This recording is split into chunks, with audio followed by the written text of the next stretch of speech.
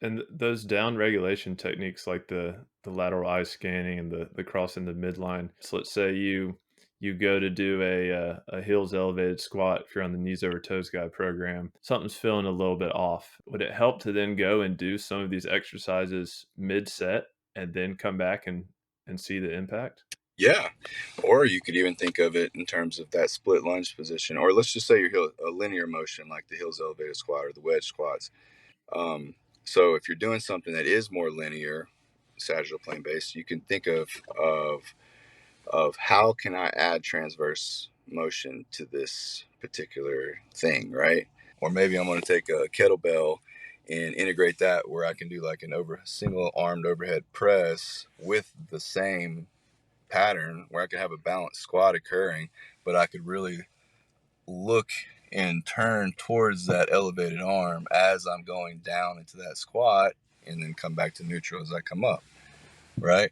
And so you're getting kind of a little bit of a side bending, a little bit of a rotation, but you're still in that linear path as far as your foot positioning is concerned. In ways, I always think of trying to think of any of those linear progressions and always trying to progress them into the transverse plane and to add more dynamics in terms of how we can identify how we can use the eye positioning in the tracking of our body in space and totally reframe that same activity into something super on a whole nother level of complexity, but also there's enough stimulation and information where you don't really have time to focus on your discomfort because there's an optimism. Right. Like if I really post that arm out and I really, really extend that arm straight and I'm really focusing on trying to just elevate that kettlebell upward and then control it downward, next thing you know, your lower half and the other things that you were kind of overly focused on, they kind of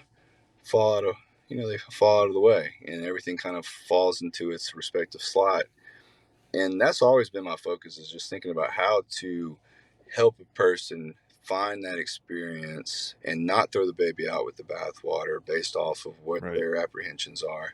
I know one thing going back to kind of distractions that helped me was a metronome. But it's again getting that brain distracted in a way. But I really like that idea of click here for the full discussion with Dr. Robby Ellis. We discuss topics of chronic pain, athletic performance, knees over toes training, and a lot more. If you like the video, give it a thumbs up and subscribe for new videos every week.